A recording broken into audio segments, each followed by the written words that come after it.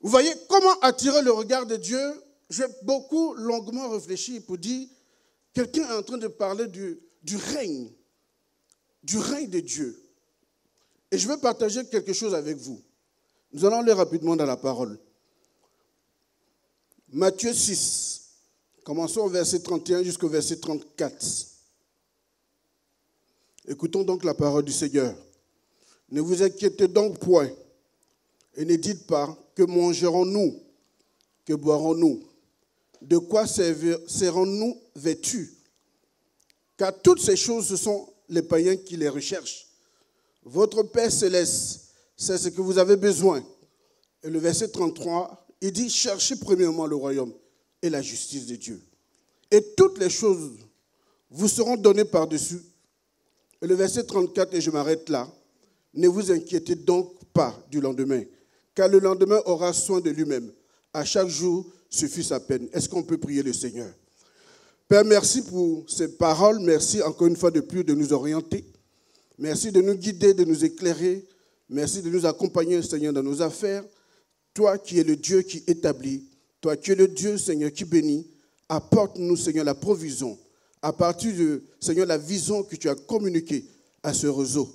Nous ne sommes pas des moindres et nous ne voulons pas, Seigneur, demeurer dans le slogan. Seigneur, nous sommes la tête et nous voulons demeurer la tête au nom de Jésus-Christ. Dis Amen pour ta vie. Bien-aimé dans le Seigneur, je voudrais d'abord interpeller quelqu'un. J'ai compris dans ce passage, quand Dieu dit de rechercher premièrement son royaume, j'ai compris une chose avec le Seigneur, c'est qu'il voudrait d'abord que tu t'occupes de lui avant de faire quelque chose dans ta vie. Et ce qui m'a interpellé, je vais le partager avec vous.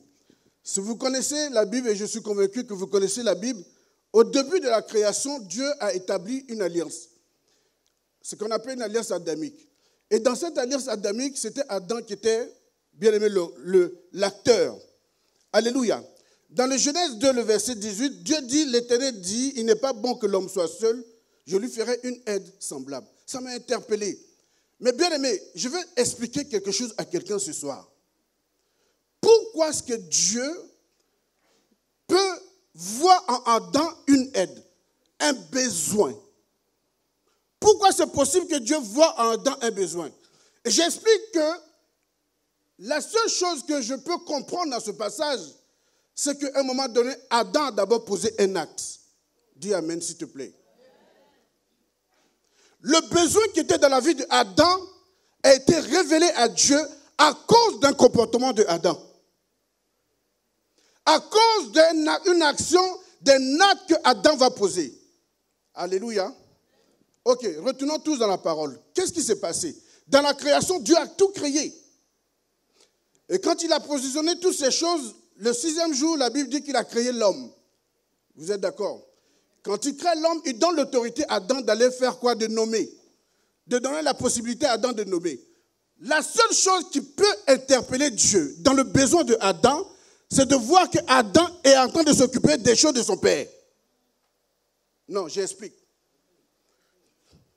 Si Dieu peut voir, bien aimé, un besoin dans la vie de Adam, c'est parce que d'abord, Adam s'est occupé de ces choses. C'est parce que Adam a pris le temps de s'occuper des choses de son père.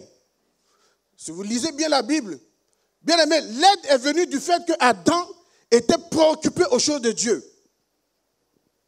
Il s'est occupé des choses de la création, il a nommé, il a commencé à positionner, planter des choses. Bien aimé, c'est à partir de là que Dieu a dit, faisons l'homme à notre image, mais permettez maintenant que l'homme ne soit plus seul, mais qu'il puisse aussi se réjouir du fait qu'il a été capable de s'occuper des choses de Dieu. Je t'explique.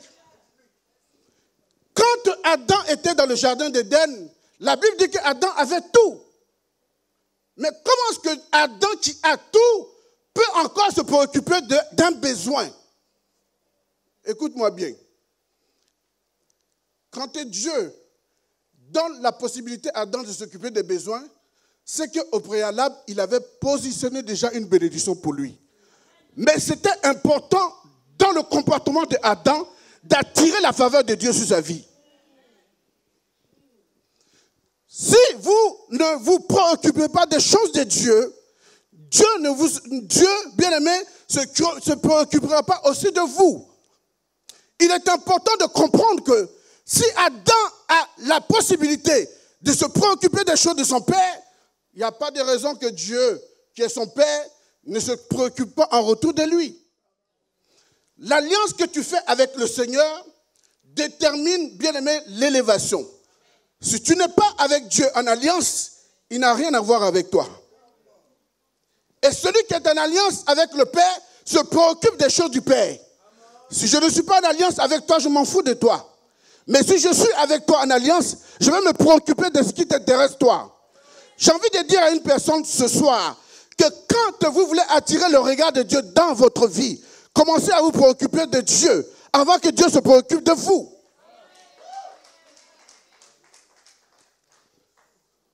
Si le règne de Dieu doit être dans tes affaires, c'est que certainement tu te préoccupes des choses de Dieu. Quand Dieu s'engage avec toi, il s'engage d'abord lui. Tu n'es pas engagé dans les choses de Dieu, c'est d'abord Dieu qui est engagé. Parce que dans les choses de Dieu, il faut que ce soit Dieu qui soit vu. Voilà pourquoi ce qu'on appelle un Dieu jaloux. Il est tellement jaloux qu'il ne veut pas que cette gloire que tu es en train de voir, cette gloire que tu es en train d'expérimenter, il ne veut pas que ce soit un autre Dieu qui puisse en bénéficier. Dieu t'élèvera pour son nom, il ne t'élève pas pour toi. Et je vais aller maintenant à ma conclusion pour expliquer, pour dire aux gens, vous voulez vivre le règne de Dieu, commencez à vous oublier. Mais, bien aimé, la chose que tu dois savoir, c'est que Dieu ne va pas t'élever pour que tu sois vu des autres. Dieu veut t'élever pour qu'on puisse le voir dans ton élévation. Voilà pourquoi quand Anne était en train de réclamer un enfant, Anne réclamait un enfant par rapport à Pélina, sa rivale. Mais le jour où Anne a compris l'intérêt de Dieu dans sa vie, Anne a dit à Dieu, si tu me bénis, je ne vais pas garder cet enfant, mais je te le donne. Là, elle a changé la vision. Elle a changé maintenant la communion avec Dieu. Elle a commencé à dire à Dieu, ta bénédiction c'est pour t'élever, mais pas pour moi-même, ma propre personne.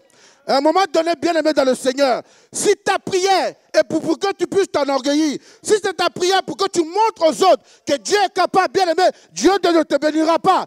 Mais parce que dans ton élévation, il faut que l'Éternel soit vu.